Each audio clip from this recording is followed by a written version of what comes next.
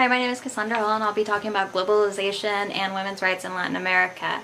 So globalization is amazing. We get all kinds of things whenever we want them on demand. We can have coffee and bananas every morning for breakfast and pay $7 for a luxury cup of coffee on our way to work. However, while we're worrying about the cream and sugar ratio of our coffee, the people producing those beans are worried about having a bad crop and losing their housing, and their children facing starvation, and they're working for barely livable wages where they could meet demise at any moment.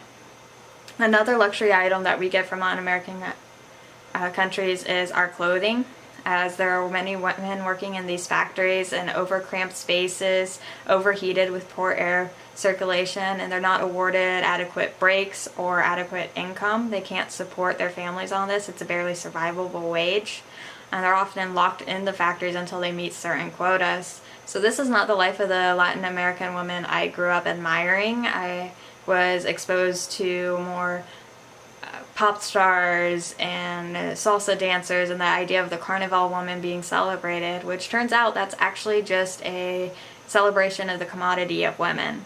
So I always saw that the admiration for the Virgin Mary was respect for women, but that free woman doesn't exist in South America. They face the same sexism that we face here in the United States today. Most women in Latin America are single mothers, heads of households, and living in poverty. They lack economic opportunities or education opportunities.